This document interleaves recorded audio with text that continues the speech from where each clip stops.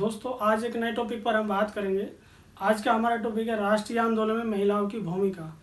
तो आइए जानते हैं। सबसे पहले अगर हम देखें टॉपिक राष्ट्रीय आंदोलन में महिलाओं की भूमिका और role of women in national movement, तो इसमें अगर हम देखें एक समरी भी हमने रेडी की है।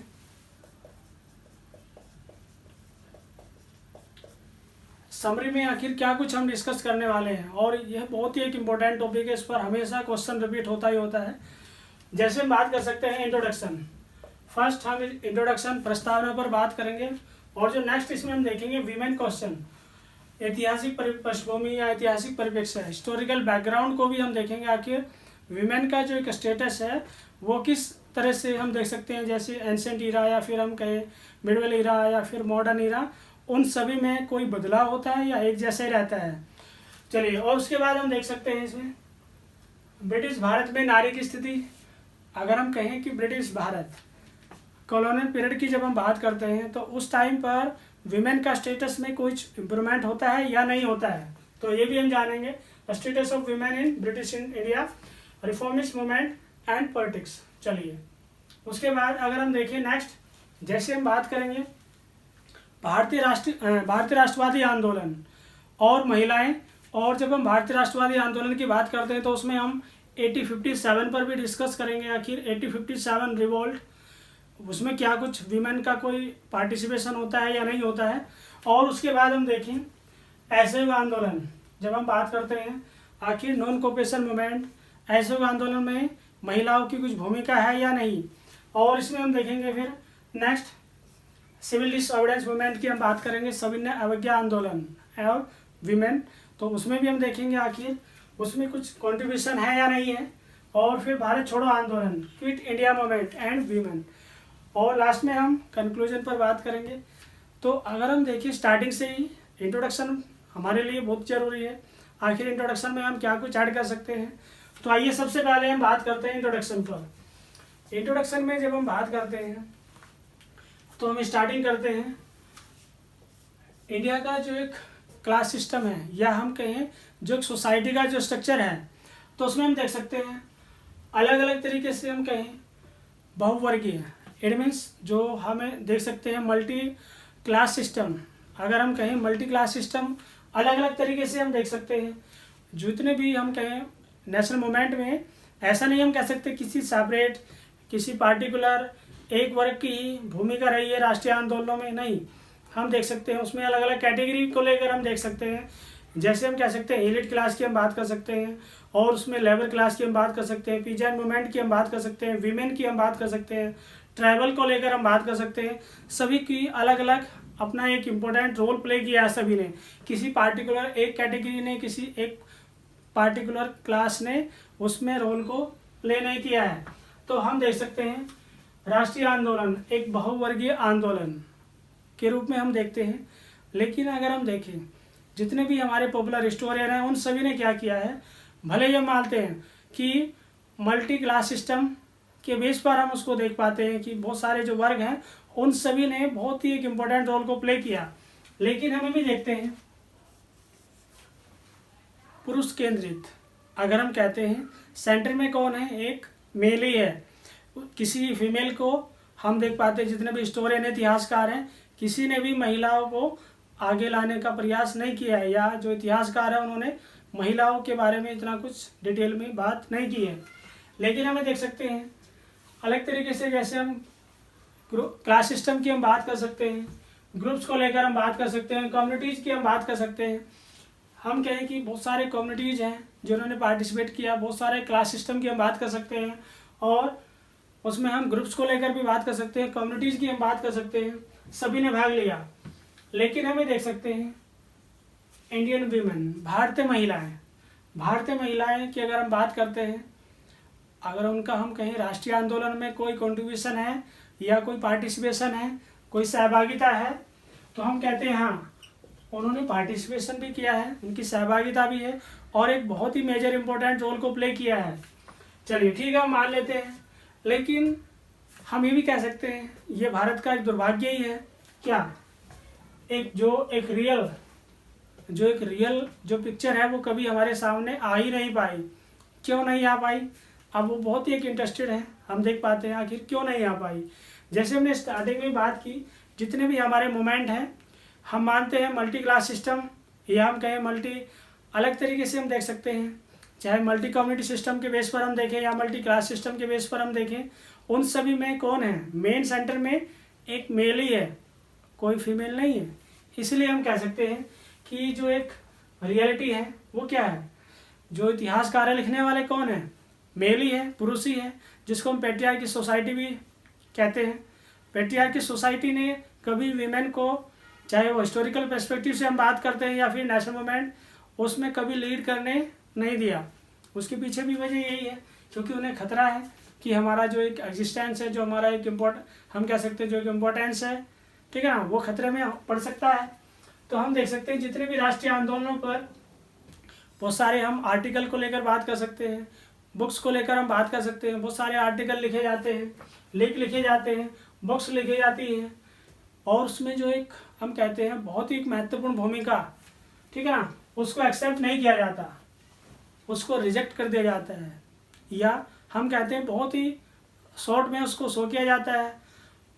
लेकिन हम ये भी देखते हैं, ठीक है, हम मानते हैं ये सारा एक एफर्ट्स हम देख पाते हैं, लेकिन हम ये देखते हैं कब तक रिजेक्ट किया जाता रहेगा।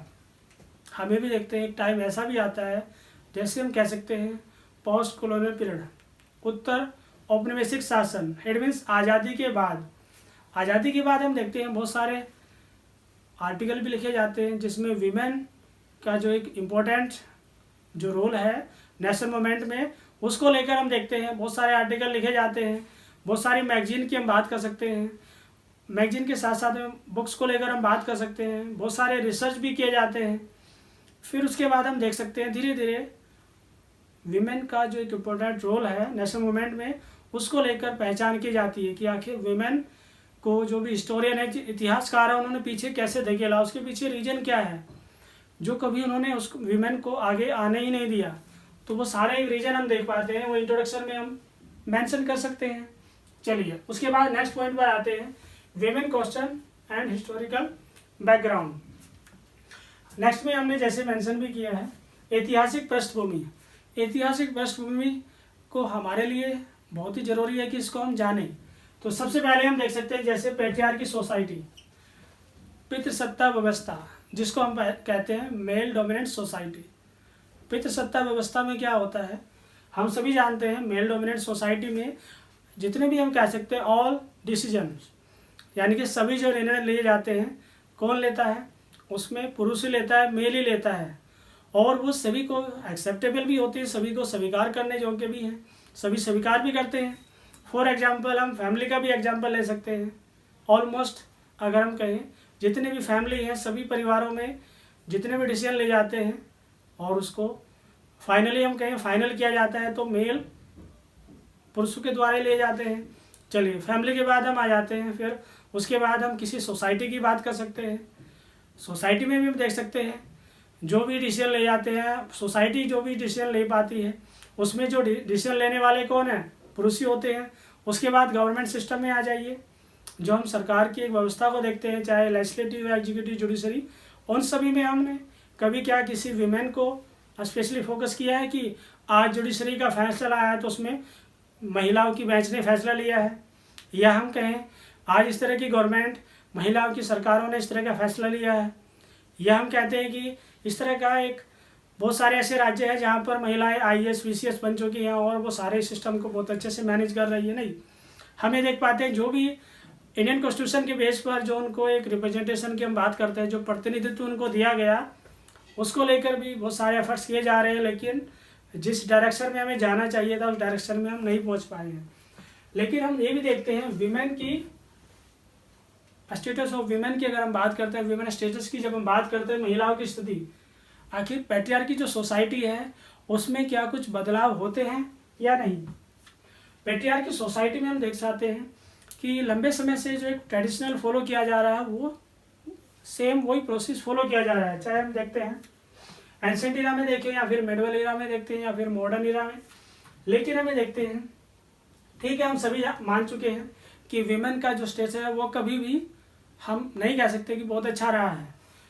लेकिन हम ये देखें AR देसाई का अपना एक स्टेटमेंट है, उनका स्टेटमेंट क्या है, वैदिक पीरियड को लेकर उन्होंने बात की है कि अगर हम वैदिक पीरियड को साइड कर दें, वैदिक पीरियड को अगर हम छोड़ दें, उसके बाद हम देखते हैं विमेन का जो स्टेटस है, अगर हम कंपेयर करें विमेन एंड मैन, हम कहें तो दोनों का मेल फीमेल का जो एक हम कह सकते हैं जो स्टेटस है, ठीक है ना, वो कभी भी इक्वल नहीं रह पाया है। अगर हम वैदिक पीरियड को साइड कर दें, वैदिक पीरियड के बाद हम देख सकते हैं विमेन का स्टेटस डाउन होता चला गया।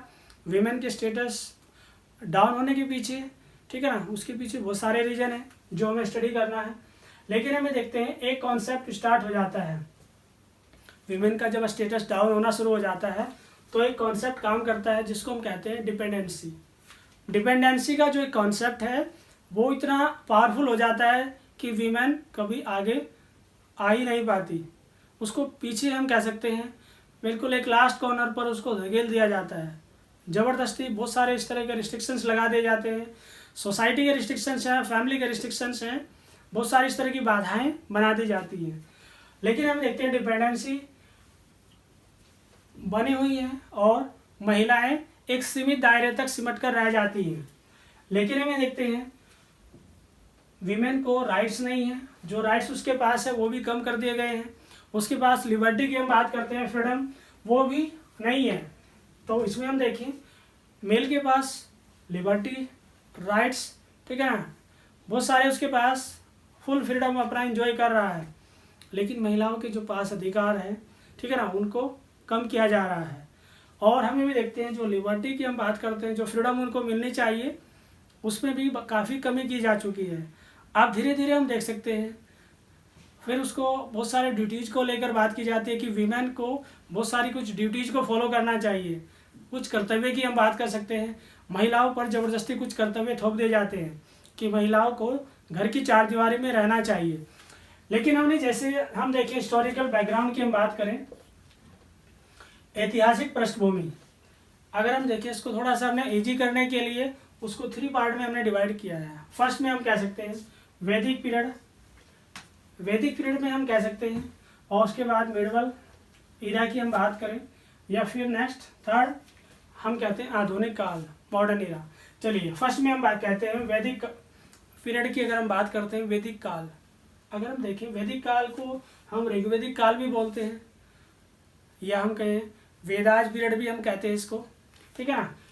चलिए वैदिक ईरा की जब हम बात करते हैं, जिसमें वेदाओं की परंपरा चली आ रही है, और जैसे हम सभी जानते भी हैं 4 टाइप के वेद हैं, ऋग्वेद, यजुर्वेद, सामवेद, अथर्ववेद।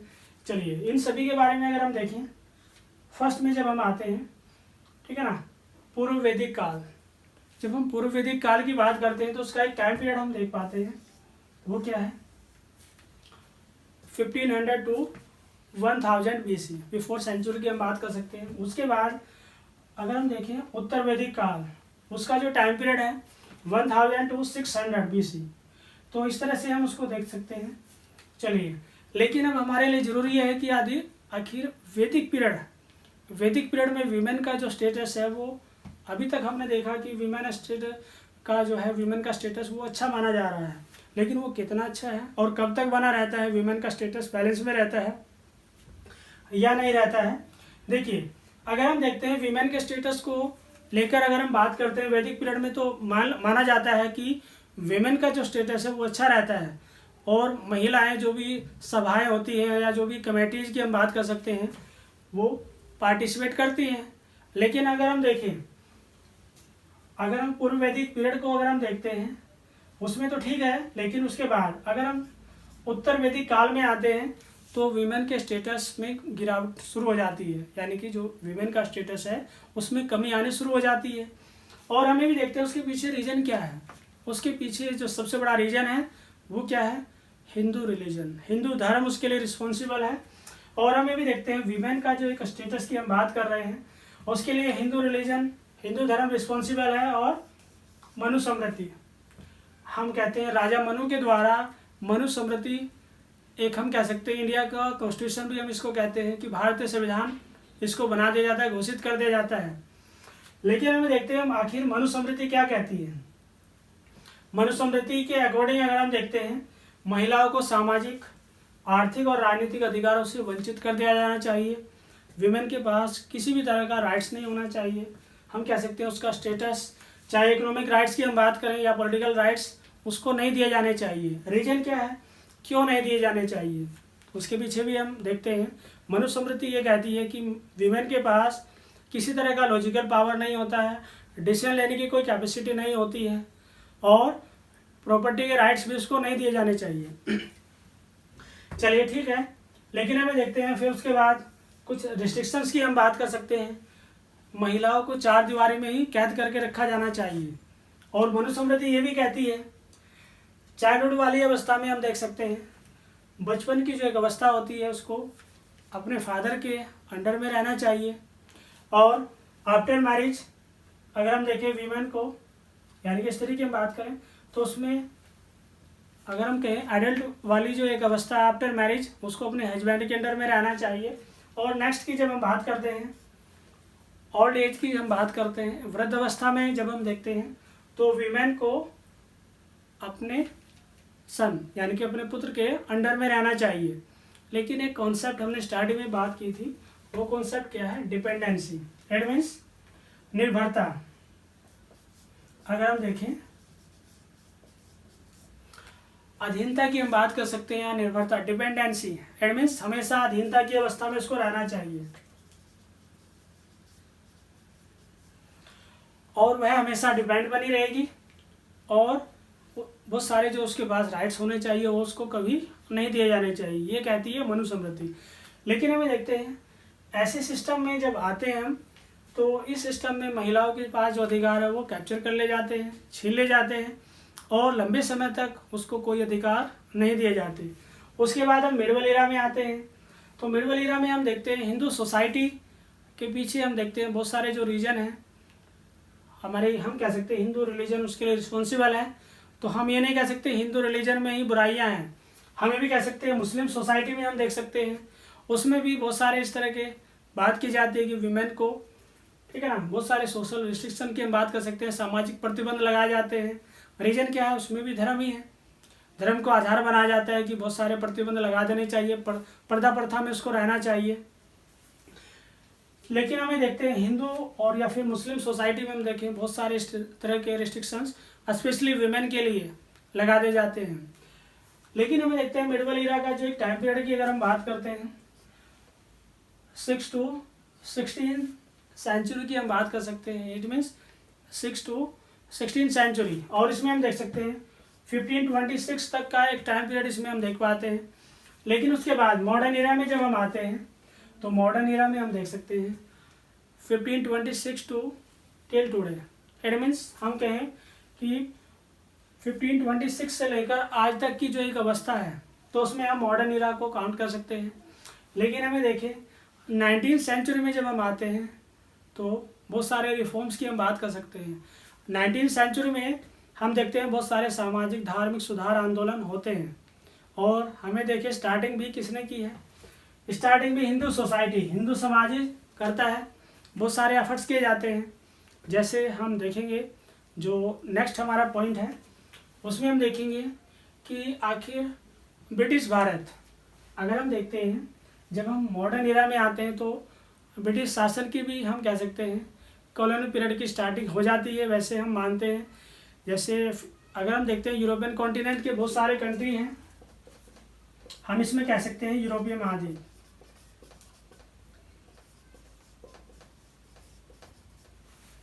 यूरोपियन कॉन्टिनेंट के बहुत सारे कंट्री एंट्री करते हैं इंडिया में। जैसे हम पुर्तगीज की बात कर सकते हैं, Dutch, Danish, Spanish, Swedish, British East India Company की अगर हम बात करें 1600 में इंडिया में आती है।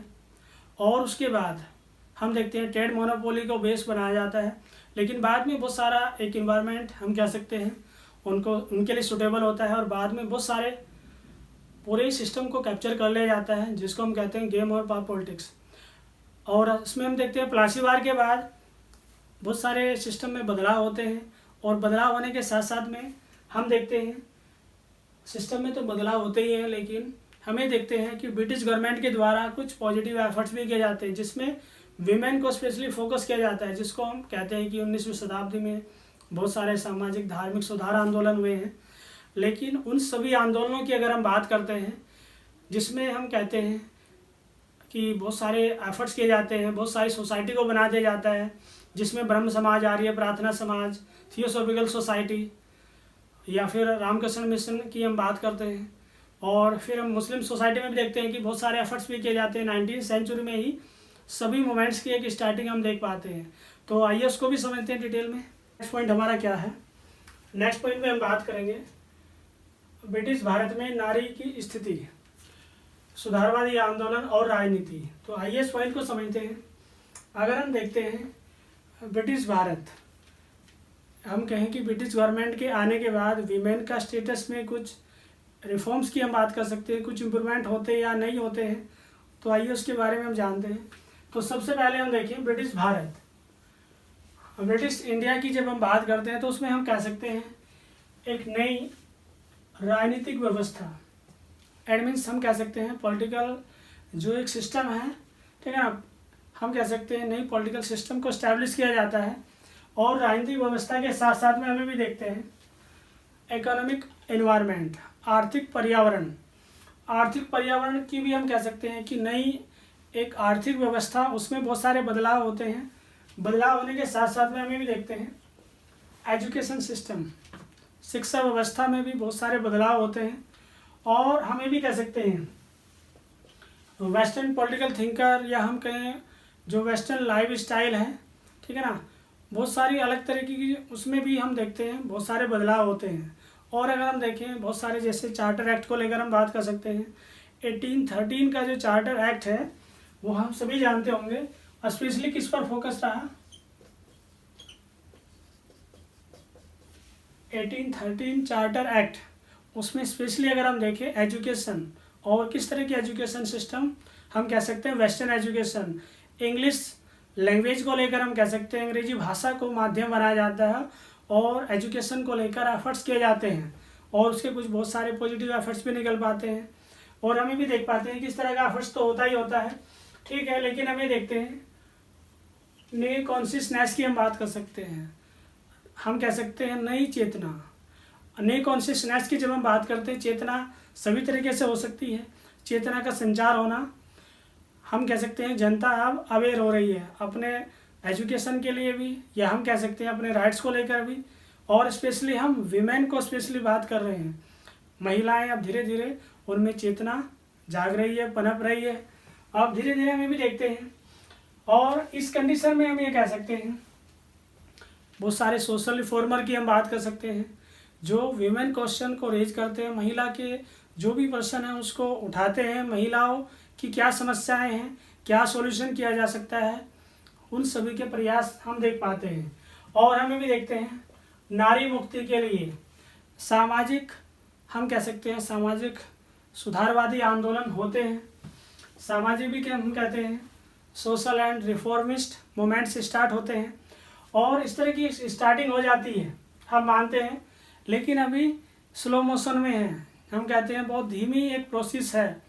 लेकिन हमें देखिए एक बहुत ही वेस्टर्न पॉलिटिकल फिलोसफर की हम बात करते हैं, बहुत ही फेमस पॉलिटिकल फिलोसफर है कौन? जेएस मिल। जेएस मिल की एक बुक है, उन्होंने एक बुक लिखी है हिस्ट्री ऑफ ब्रिटिश इंडिया।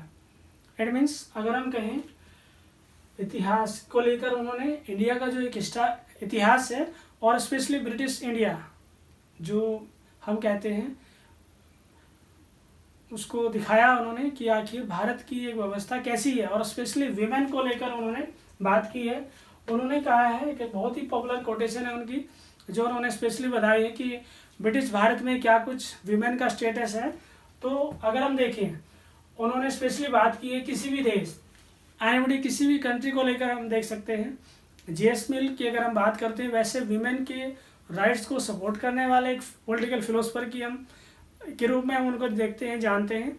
और जेएस मिल की अगर हम देखते हैं लिबर्टी को लेकर बहुत ज़्यादा एक्सप्लेनेशन उन्होंने किया है, और सभी को लिबर्टी देने की बात करते हैं, इट मीन्स फ्रीडम के लिए एफर्ट्स किए जाते हैं। लेकिन जेएस मिल ने स्पेशली कोटेशन पर बात की है, किसी भी कंट्री को लेकर उन्होंने बात की है कि महिलाओं की स्थिति की अगर हम देखते हैं, अगर हम किसी भी सोसाइटी को अंडरस्टैंड करना चाहते हैं, किसी भी देश को समझना चाहते हैं, तो ईजिली हम उस देश की विमेन का स्टेटस को देखते ही हम समझ सकते हैं कि इस देश की या किसी भी देश की स्थिति क्या हो सकती है। जैसे हम देखें जेसमिल ने क्या किया, ब्रिटिश इंडिया को लेकर उन्होंने देखा कि भारत में ब्रिटिश शासन की जो एक व्यवस्था चल रही है और उसमें जो महिलाओं की जो एक स्थिति है, ठीक है ना, विमेन का जो स्टेटस है वो काफ़ी लोअर स्टेटस की हम बात कर सकते हैं, निम्न स्तर का एक व्यवस्था बनी हुई है। तो हम ये देख सकते हैं, उन्होंने कहा कि किसी भी देश की स्थिति अगर हम देखना चाहते हैं तो महिलाओं की स्थिति को देखकर ही हम अंदाज़ा लगा सकते हैं। तो उन्होंने कहा कि महिलाओं की स्थिति, सोसाइटी और सभ्यता अगर हम चाहते हैं, जैसे हम कहते हैं जनरली हम जानते हैं कि 50% का एक रेशियो और 50% का एक रेशियो हम देखते हैं, ठीक है ना, मेल फीमेल का किसी भी देश में हम देखते हैं अप्रोक्सीमेट कह सकते हैं कि 50% ही मेल होते हैं, 50% ही फीमेल का एक रेशियो होता है सोसाइटी में या किसी भी देश में। लेकिन अगर हम 50% को इग्नोर करेंगे और 50% को मेन स्ट्रीम में हम आगे ले जाते हैं तो क्या सोसाइटी का, उस देश का भला हो सकता है? इम्पॉसिबल, असंभव। तो जेसमिल उसी को लेकर बात कर रहे हैं, किसी भी कंट्री के प्रोग्रेस को लेकर बात कर रहे हैं और आधुनिकता को लेकर, मॉडर्निटी को लेकर भी बात कर रहे हैं कि अगर हम 50% को बैकवर्ड हम कहें कि बिल्कुल पीछे धकेल दें और हम कहें कि 50% ही सब कुछ करेंगे, तो ऐसी कंडीशन में किसी भी सोसाइटी का प्रोग्रेस नहीं हो सकती है, डेवलपमेंट नहीं हो सकता है। चलिए उसके बाद हम देखते हैं, जैसे हम देखें वीमेन की, हालांकि उन्होंने क्रिटिसाइज किया वीमेन की जो एक स्टेटस को देखा उन्होंने इंडिया में, ठीक है ना, उसको लेकर उन्होंने क्रिटिसाइज किया कि वीमेन का स्टेटस अच्छा नहीं है और इसलिए हम मान सकते हैं। उसके लिए हम कह सकते हैं इंडियन सिविलाइजेशन की हम बात करें, भारतीय सभ्यता की उन्होंने क्रिटिसाइज किया, उसकी आलोचना की और गलत ठहराया कि भारतीय सभ्यता ठीक नहीं है, उसमें बुराइयां हैं। लेकिन हम देख सकते हैं कि बाद में धीरे धीरे हम देखते हैं 19वीं सेंचुरी में बहुत सारे हम कह सकते हैं एफर्ट्स किए जाते हैं। 19वीं सेंचुरी में हम देखते हैं एक लार्ज, हम कह सकते हैं लार्ज नंबर पर एफर्ट्स किए जाते हैं, जिसमें हम देखते हैं 19वीं सेंचुरी में आते ही ब्रह्म समाज, आर्य समाज, प्रार्थना समाज, चाहे थियोसॉफिकल सोसाइटी हो या फिर रामकृष्ण मिशन, या फिर हम मुस्लिम कम्युनिटी में आते हैं, हम कहें कि अहमदिया मूवमेंट, अलीगढ़ मूवमेंट, ऐसे बहुत सारे मूवमेंट की स्टार्टिंग होती है। लेकिन सब किस सेंचुरी में हो रहे हैं? 19वीं सेंचुरी में, उससे पहले तो नहीं हो पाए ना। हम देखते हैं अगर ब्रह्म समाज की हम बात करते हैं 1828 में ब्रह्म समाज को इस्टेब्लिश किया जाता है। लेकिन हम कह सकते हैं कि किसी एक सोसाइटी ने, ऐसा नहीं कह सकते कि कम्प्लीटली पूरी इंडिया को ही सुधार दिया है, पूरी इंडिया में ही सुधार हो चुके हैं, नहीं। हम देखते हैं कि विमेन को स्टेटस को इम्प्रूव करने के लिए, उसमें रिफॉर्म्स की हम बात कर सकते हैं, सुधार करने के लिए एक इंटेलेक्चुअल की हम बात कर सकते हैं, एक बुद्धिजीवी वर्ग सामने आता है। और हमें भी देखते हैं बहुत सारे कॉमन इशू बनाए जाते हैं। अगर हम देखते हैं मेजर इशू बना ले जाते हैं, कौन से मेजर इशू हैं? हम देखते हैं कि विमेन का स्टेटस इम्प्रूव कैसे हो सकता है, उसके लिए क्या क्या कुछ हम कह सकते हैं एफर्ट्स किए जा सकते हैं। लेकिन हमें देखिए थोड़ा सा एक बार वैदिक पीरियड, हालांकि इस पर हमने डिस्कस किया है, लेकिन जब हम वैदिक ईरा की हम बात करते हैं, वैदिक पीरियड में हम देखते हैं उसमें ये मान लिया जाता है कि वैदिक पीरियड में विमेन का स्टेटस बहुत अच्छा रहता है। बहुत सारे हम कहते हैं इंडियंस हैं या हम कहें बहुत सारे सोशल रिफॉर्मर हैं जो ये मानते हैं कि वैदिक पीरियड में बहुत अच्छी स्टेटस रही है। लेकिन अगर हम देखते हैं जेसमिल ने कहा कि इंडिया में वीमेन का स्टेटस कभी भी अच्छा नहीं रहा है। लेकिन हमें देखते हैं जब अपने देश की कोई भी बुराई करता है तो हम क्या करते हैं, फेवर में आ जाते हैं। बुराई करता है तो हम अपने देश को बचाने के लिए उसका फेवर करते ही करते हैं और जेसमिल को गलत ठहराने का एफर्ट्स किया जाता है। लेकिन जेसमिल ने हिस्टोरिकल बैकग्राउंड के बेस पर उसने सभी कुछ स्टडी किया है। लेकिन हमें देखते हैं कि बहुत सारे इंडियंस हैं जो ये बताने की कोशिश कर रहे हैं, नहीं, गार्गी, अपाला, ऐसी बहुत सारी विमेंस का एग्जाम्पल देते हैं कि बहुत सारा स्टेटस उनका अच्छा रहा है और इसको गोल्डन ईरा या हम कहें सुनहरे युग के रूप में उसको नाम दिया। लेकिन हमें देखते हैं बाद में धीरे धीरे बहुत सारे हम कहें कि सोशल डिस्पैरिटीज़ की हम बात कर सकते हैं, सामाजिक विषमताएं, सामाजिक बुराइयां एंटर कर जाती हैं। और इसको जब हम देखते हैं पोस्ट वैदिक पीरियड में हम देखते हैं उत्तर वैदिक काल में ऐसी बहुत सारी सामाजिक बुराइयां जन्म लेती हैं। और हम ये भी देखते हैं इसको डार्क एज, इट मीन्स अंधकार का युग इसलिए बोला जाता है कि इसमें बहुत सारी बुराइयां आ चुकी हैं। और बुराइयां किस तरह से हम कहते हैं, सती प्रथा, जाति प्रथा और ऐसी और भी बहुत सारे, बाल विवाह, बहुत सारी बुराइयां एंटर कर चुकी हैं। चलिए, लेकिन हमें देखते हैं अब हमारे सामने दो ऐसे एस्पेक्ट को लेकर हम बात कर सकते हैं। एक में हम ये कहते हैं कि मुस्लिम कम्युनिटी उसके लिए रिस्पॉन्सिबल है, अगर सती प्रथा को लेकर तो हम नहीं कह सकते, लेकिन सती प्रथा के साथ साथ में वीमेन के साथ में जो रिस्ट्रिक्शंस, बहुत सारे जो बंधन बनाए जाते हैं, लगा दिए जाते हैं, जो महिलाओं को चार दीवारी में बंद करके रखा जाता है, पर्दा प्रैक्टिस स्टार्ट हो जाती है, उसके लिए हम देखते हैं बहुत सारे हिस्टोरियन को लेकर हम देख सकते हैं, बहुत सारे थिंकर को लेकर हम देख सकते हैं। उनका स्टेटमेंट क्या है कि अगर हम कहें जो सोशल डिस्पैरिटीज की हम बात कर सकते हैं, जो सामाजिक विषमता है या सोशल इविल्स को लेकर हम कहें कि जो बहुत सारी सामाजिक बुराइयां हैं, अगर इंडिया में पर्दा प्रैक्टिस या चाइल्ड मैरिज की स्टार्टिंग हुई है, उसके लिए हम कहें कि जो मुस्लिम शासन उसके लिए रिस्पॉन्सिबल है। रीजन क्या है? फियर हम कह सकते हैं, ठीक है ना, फियर और टेरर। अगर हम देखें एक भय भी बना हुआ और एक डर भी बना हुआ है, ऐसी कंडीशन में हम देख सकते हैं विमेन को, जो मुस्लिम शासन में हम कह सकते हैं महिलाओं को उनका हम कह सकते हैं अपहरण कर लिया जाता है, और उनको हम कह सकते हैं उनको बहुत सारा हम कह सकते हैं टॉर्चर किया जाता है, हरासमेंट होता है, रेप होते हैं, ऐसे बहुत सारे हम देखते हैं किस तरह के आरोप लगाए जाते हैं, और वो कुछ वैलिड भी हैं, ऐसा नहीं है कि ऐसे ही आरोप लगाए गए हैं। तो ऐसी कंडीशन में क्या है, जो हिंदू वीमेन है, जो हिंदू महिलाएं हैं, वो अपने आप को अनसेफ मान रही हैं। और हमें भी देखते हैं कि इस तरह की जो एक सिस्टम, इस तरह का एक इन्वायरमेंट बन चुका है। अब ऐसे इन्वायरमेंट को हम कह सकते हैं बैलेंस तो करना ही है। बैलेंस करने के लिए क्या किया हिंदू सोसाइटी ने? पर्दा प्रैक्टिस। जब फेस ही सामने नहीं आएगा तो फिर बहुत सारा हम कह सकते हैं कि महिलाएं सुरक्षित रहेंगी।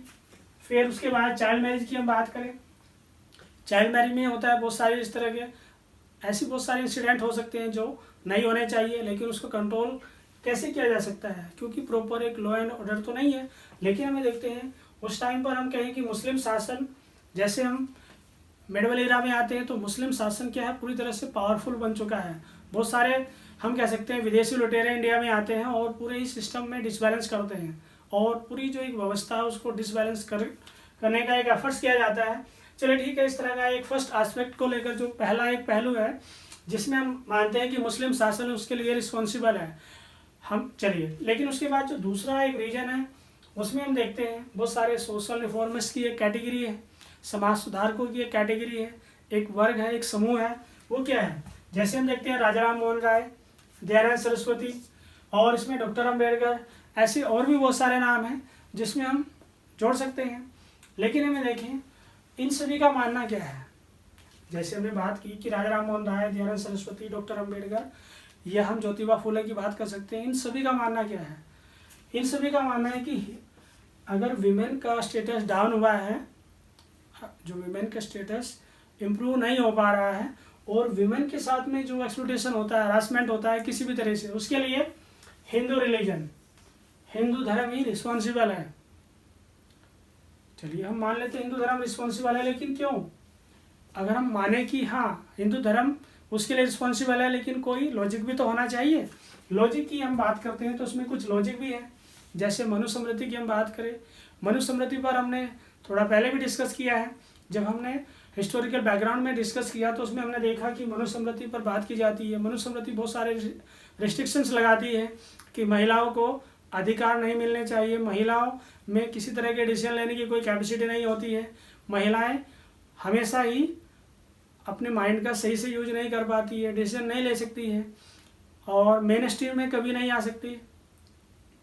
इस तरह के हम देखते हैं। और मनुस्मृति ये भी कहती है कि महिलाओं को हमेशा टॉर्चर किया जाना चाहिए जितना हो सके, और उनको एक चार दीवारी में बंद कर देना चाहिए। लेकिन मनुस्मृति के साथ साथ में हम देखते हैं वेद है, पुराण, उपनिषद या रामायण, सभी विमेन के हम कहते हैं कि विमेन को राइट्स देने की बात नहीं करती है, चाहे हम किसी में भी आ जाए। मनुस्मृति, वेद, पुराण, उपनिषद या रामायण सभी कहती हैं कि महिलाओं को एक सीमित दायरे में ही रहना चाहिए। चलिए ठीक है, हम मान लेते हैं कि ऐसा नहीं है कि एक जो सोशल रिफॉर्मिस्ट की हम बात करते हैं, समाज सुधारकों की एक लंबी लिस्ट है हमारे सामने, जिसमें हम देख सकते हैं कि हिंदू सोसाइटी को है हम कहें हिंदू रिलीजन उसके लिए रिस्पॉन्सिबल मान लिया जाता है। लेकिन हमें देखते हैं फिर जैसे हम सभी जानते हैं ब्रह्म समाज के बारे में। ब्रह्म समाज बनाया जाता है और इसके फाउंडर कौन है? राजा राम मोहन राय। क्यों बनाते हैं उसके पीछे भी हम देखते हैं रीजन। 1828 में इस्टेब्लिश कर दिया जाता है राजा राम मोहन राय के द्वारा। तो इसमें हम देखिए सती प्रैक्टिस, चाइल्ड मैरिज, इन सभी को अपोज किया जाता है। ये हम क्या oppose to sati practice, oppose to child marriage, इन सभी को अपोज किया जाता है। और फेवर किसका किया जाता है? सपोर्ट टू विडो मैरिज की हम बात कर सकते हैं। अगर हम देखें विधवा विवाह का समर्थन किया जाता है। लेकिन ऐसा नहीं है कि राजा राम मोहन राय सडनली इस तरह का इनिशिएटिव लेते हैं, इस तरह का डिसीजन लेते हैं और वो सक्सेसफुल या हम कहें पूरी तरह से उस टारगेट को अचीव कर लेते हैं। नहीं, हमें देखते हैं कि ब्रिटिश गवर्नमेंट को लेकर जो राजा राम मोहन राय का नज़रिया है वो कैसा है? पॉजिटिव है। ब्रिटिश गवर्नमेंट को सही मानते हैं। और हमें भी देखते हैं कि राजा राम मोहन राय इंग्लिश एजुकेशन या हम कहें जो वेस्टर्न एजुकेशन है उसको भी फेवर में बात करते हैं, ये कि हमारे लिए ज़रूरी है। लेकिन हमें देखते हैं लॉर्ड विलियम बेटिंग का उनको सपोर्ट मिलता है और सपोर्ट मिलने के साथ साथ में हम देखते हैं सती प्रैक्टिस को पूरी तरह से अंत कर दिया जाता है, या हम कह सकते हैं एवोल्यूशन ऑफ सती प्रैक्टिस। लेकिन किसके द्वारा हुआ? हम कह सकते हैं ब्रिटिश गवर्नमेंट के द्वारा ही। लॉर्ड विलियम बेटिंग भारतीय तो नहीं है, अंग्रेज है। अंग्रेजों के माध्यम से हम कह सकते हैं सती प्रैक्टिस जो लंबे समय से हम कहते हैं जो ट्रेडिशनल्स में जो एक समस्या चल रही थी उसको सॉर्ट आउट किया जाता है। सॉर्ट आउट करने के बाद हम देखते हैं बहुत सारे और भी एफर्ट्स किए जाते हैं। लेकिन हम यहाँ पर देख सकते हैं शेखर बंदोपाध्याय का बहुत ही एक इम्पोर्टेंट स्टेटमेंट है। उनका मानना क्या है? सुधारवादी जितने भी रिफॉर्मिस्ट मूवमेंट की अगर हम बात करते हैं उसमें हम ये कह सकते हैं वीमेन, हम ये देखते हैं कि एजेंडा बनाया जाता है। चाहे हम किसी भी तरह के रिफॉर्मिस्ट मूवमेंट में हम बात करते हैं, जैसे हम 19वीं सेंचुरी में हम देखते हैं बहुत सारे सोशल रिलीजियस रिफॉर्म मूवमेंट की हम बात करते हैं।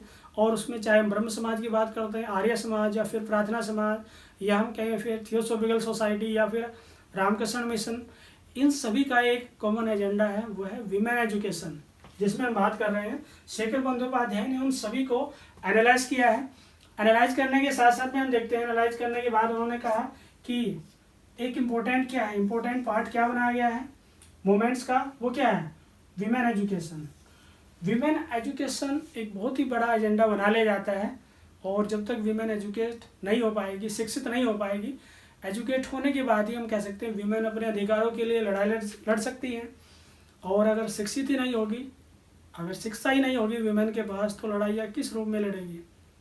सबसे बड़ा एक इंस्ट्रूमेंट जो एक शस्त्र होगा, एक हथियार होगा, वो क्या होगा? शिक्षा होगी। चलिए ठीक है। उसके बाद हम देख सकते हैं उसकी स्टार्टिंग अगर हम देखें, अगर इस तरह का एक एफर्ट्स किया जाता है वीमेन क्वेश्चन को लेकर, हम कह सकते हैं एजुकेशन के साथ साथ में हमें भी देखते हैं महिलाओं को बहुत सारे अधिकार देने की बात की जाती है। लेकिन अधिकार के साथ साथ में क्या होगा? सोसाइटी का प्रोग्रेस होगा। अगर वीमेन को राइट्स मिलेंगे, अधिकार मिलेंगे, फ्रीडम मिलेगी, तो क्या होगा? हम कह सकते हैं सोसाइटी की प्रोग्रेस भी तो होगी। जैसे हम बात कर रहे थे 50-50 का जो एक रेशियो है मेल और फीमेल, अगर हम कहें 50% को सारे राइट्स दे दें और 50% को कुछ भी राइट्स ना दे, तो क्या सोसाइटी का डेवलपमेंट हो पाएगा? सोसाइटी प्रोग्रेस कर पाएगी? नहीं कर पाएगी। तो ये सारे एफर्ट्स किए जाते हैं। लेकिन शेखर बंदोपाध्याय के साथ साथ में हम ये भी देख सकते हैं ताराबाई शिंदे ने एक बुक लिखी, a comparison between women and man. अगर इसमें देखिए इस बुक में है क्या स्पेशल? इस बुक में स्पेशल हम देख पाते हैं वीमेन को बात की जा रही है कि इक्वल डिग्निटी, समान गरिमा या हम कहें इक्वल रिस्पेक्ट, एक जैसा सम्मान उनको मिलना चाहिए। और वह जो एक डिग्निटी और रिस्पेक्ट की बात की जा रही है, फैमिली हम कह सकते हैं वो सब फैमिली में मिलना चाहिए। पहले फर्स्ट फैमिली, उसके बाद सोसाइटी, उसके बाद कंट्री, ये सिचुएशन है।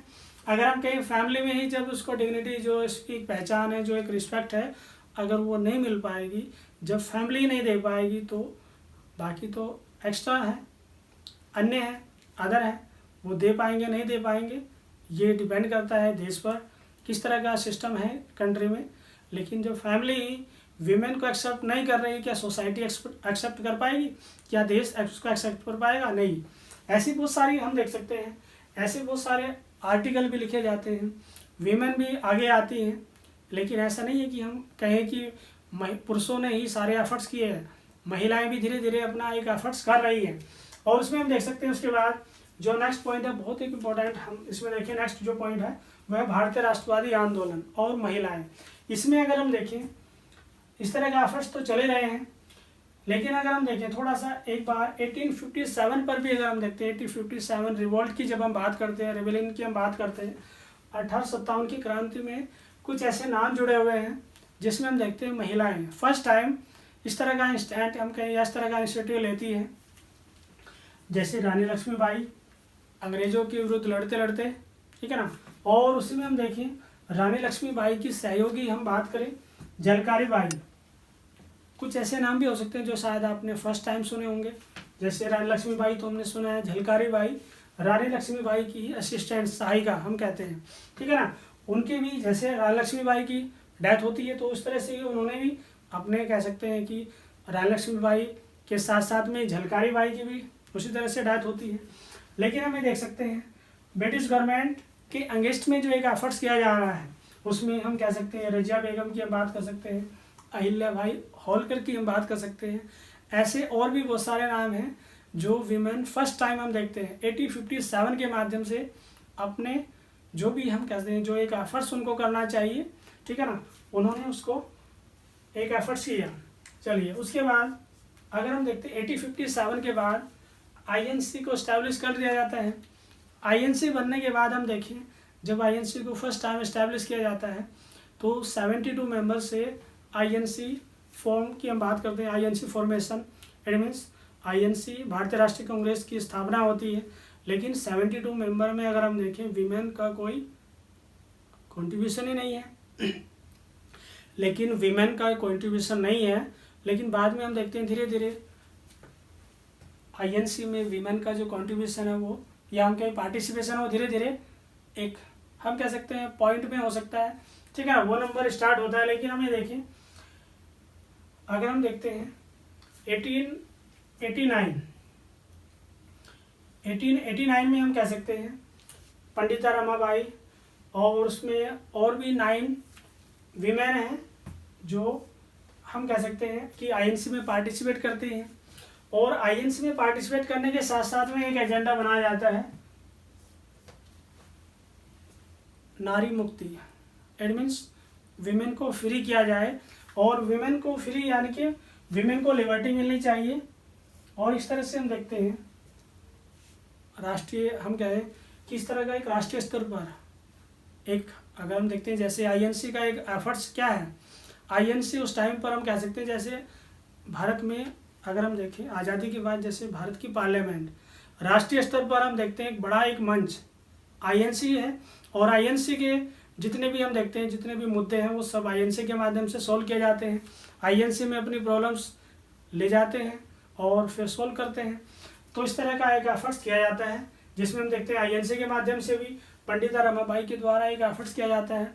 वैसे तो और भी हम देखते हैं सरोजिनी नायडू की हम बात कर सकते हैं और भी बहुत सारी वीमेन हैं, चाहे हम एनी बेसेंट की बात करें, ऐसी बहुत सारी वीमेन जो आईएनसी से कनेक्ट होती हैं और धीरे धीरे एक एफर्ट्स किया जाता है। चलिए उसके बाद हम देखें 3 मूवमेंट्स को लेकर स्पेशली हम बात कर सकते हैं, नॉन कोऑपरेशन मूवमेंट और वीमेन। ऐसे हुए आंदोलन महिलाएं अगर हम देखें 1920 में स्टार्ट होता है। आखिर इसमें स्पेशल क्या है?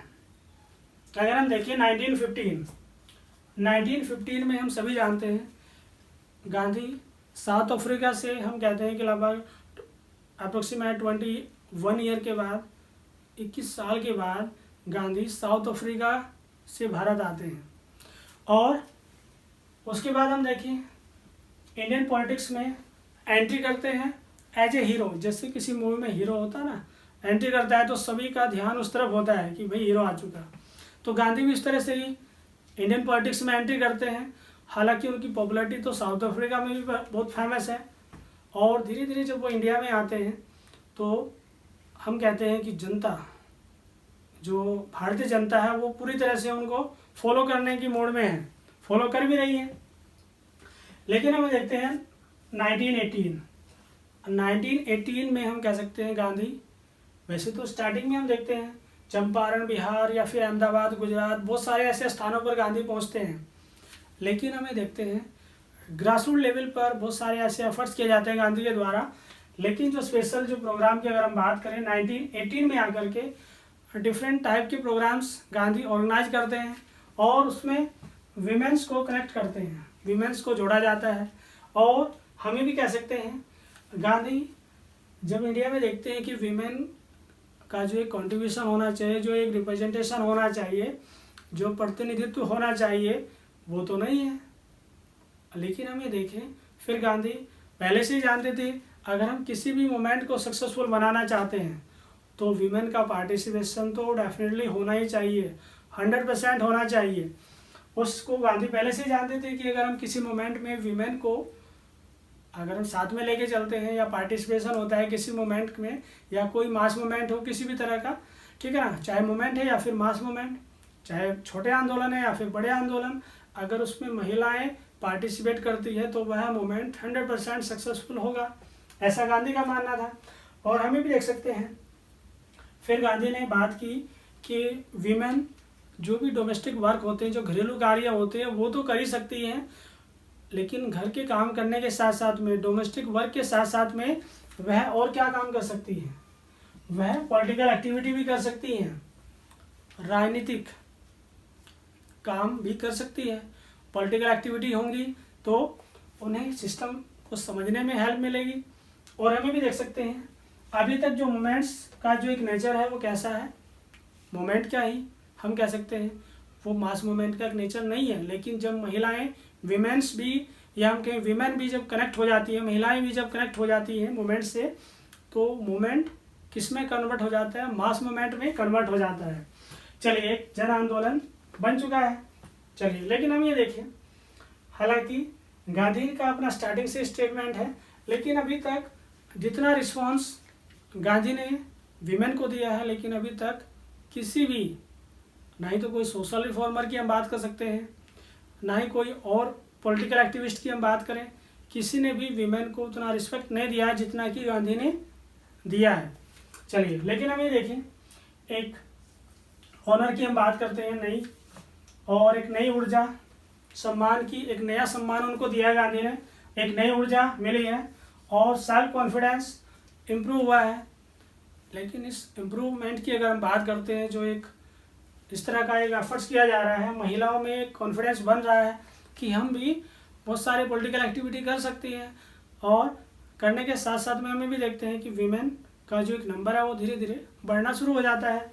और अगर हम देखें रोलेट एक्ट के बारे में हम सभी जानते हैं, और रोलेट एक्ट को जब बॉयकॉट करना होता है तो उस टाइम पर भी हम देखते हैं जब रोलेट एक्ट 1919 में जब ये इंडिया में आता है तो इसका बॉयकॉट किया जाता है, बहिष्कार होता है, और महिलाएं उसमें पार्टिसिपेट करती हैं बढ़ चढ़ के, ठीक है ना, एक नंबर उसमें बढ़ता चला जाता है। चलिए उसके बाद हम देखते हैं सविनय अवज्ञा आंदोलन और महिलाएं, civil disorders movement and women, इसकी हम देखते हैं 1930 में स्टार्ट होता है। और हम सभी जानते हैं दांडी मार्च, जब हम सविनय अवज्ञा आंदोलन की बात करते हैं तो दांडी मार्च के बारे में हम सभी जानते हैं, नमक कानून गांधी के द्वारा तोड़ा जाता है, ठीक है, गांधी नमक बनाते हैं, और इस तरह का एक एफर्ट्स किया जा रहा है गांधी के द्वारा। लेकिन हमें देखें, हालांकि फर्स्ट वाले मोमेंट में तो गांधी ने वीमेन को कहा है कि आइए आगे आइए आप भी, और जो एक पार्टिसिपेशन है वो आपको भी करना है, पुरुषों के साथ साथ में महिलाएं भी कंधे से कंधा मिलाकर आगे आए। लेकिन हम देखिए जब सेकंड वाले मोमेंट में आते हैं तो गांधी ने मना किया वीमेन को कि नहीं, महिलाएं इस मोमेंट में पार्टिसिपेट नहीं करेगी। लेकिन हमें देखते हैं गांधी 240 माइल्स का जो एक डिस्टेंस है, ठीक है ना, उसको दूरी को तय करना है। लेकिन हमें देखते हैं जब गांधी जिस भी बहुत सारे उन्होंने काफ़ी लंबी डिस्टेंस को उन्होंने कंप्लीट किया है, लेकिन इसी बीच गांधी जहाँ जहाँ पर भी पहुँचते हैं तो महिलाएं उसमें अपना कह सकते हैं कंट्रीब्यूशन, अपना सहयोग करती हैं। लेकिन हमें देखें गांधी तो मना कर रहे हैं, लेकिन उसके बाद भी महिलाएं, ठीक है ना, बहुत सारे प्रोटेस्ट की हम बात कर सकते हैं, प्रदर्शन किए जाते हैं, बहुत सारे मार्च को लेकर हम बात कर सकते हैं, बहुत सारी रैलियाँ भी ऑर्गेनाइज कराई जाती है, इस तरह की जनसभाएं, उन सभी में पार्टिसिपेट किया जाता है। लेकिन हमें देखते हैं आखिर क्यों हो रहा है, गांधी तो मना कर रहे हैं, लेकिन महिलाएं पार्टिसिपेट कर रही हैं। वजह क्या है? सबसे बड़ी वजह क्या है? अगर हम देखते हैं, महिलाएं अब एक्टिव मोड में आ चुकी हैं। जब कोई जाग जाता है तो फिर उसको ज़बरदस्ती थोड़ा ना रोका जाएगा। जब वो जाग जाएगा तो फिर वो कुछ ना कुछ एक्टिविटी करेगा ही। अब महिलाओं को अपनी पावर का रियलाइजेशन हो चुका है, या हम कहें सेल्फ रियलाइजेशन। अब महिलाओं का आत्मसम्मान जाग चुका है। अब धीरे धीरे महिलाएं और भी बहुत सारे इस तरह के प्रोग्राम ऑर्गेनाइज करती हैं। महिला दिवस को लेकर महिलाएं इस तरह एफर्ट्स करती हैं, चरखा सप्ताह या फिर हम कहें बहिष्कार सप्ताह, ऐसे बहुत सारे जो वाइन की शॉप है, ठीक है ना, उसका बहिष्कार किया जाता है। और भी बहुत सारे इस तरह के प्रोग्राम ऑर्गेनाइज किए जाते हैं। और हमें भी देखें, फिर 1937 में जब हम आते हैं तो फिर उसमें इलेक्शन होते हैं, तो उसमें पार्टिसिपेशन वीमेन का भी होता है। वीमेन भी बढ़ चढ़ के पार्टिसिपेट करती है, क्योंकि जो एक एफर्ट्स किया गया है गांधी के द्वारा।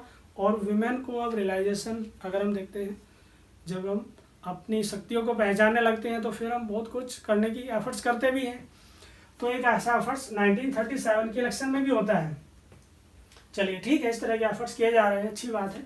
उसके बाद हम देखते हैं क्विट इंडिया मूवमेंट की। अगर हम बात करते हैं quit India movement and women 1942, हम सभी जानते हैं कि भारत छोड़ो आंदोलन की जो स्टार्टिंग है वो 1942 में होती है। लेकिन हमें देखते हैं फर्स्ट मोमेंट में जो एक नंबर है वो धीरे धीरे इम्प्रूव हो रहा है। सेकंड में आते हैं तो और भी नंबर एक्सिस हो जाता है, और भी बढ़ जाता है। चलिए, उसके बाद जब थर्ड में आते हैं क्विट इंडिया मूवमेंट में, जब हम देखते हैं भारत छोड़ो आंदोलन, और इसमें हम देखते हैं गांधी फर्स्ट वाले मूवमेंट को काफ़ी जितना सक्सेसफुल बनाना चाहते थे, चोरी चोरा इंसिडेंट की वजह से वह सक्सेसफुल नहीं हो पाता है।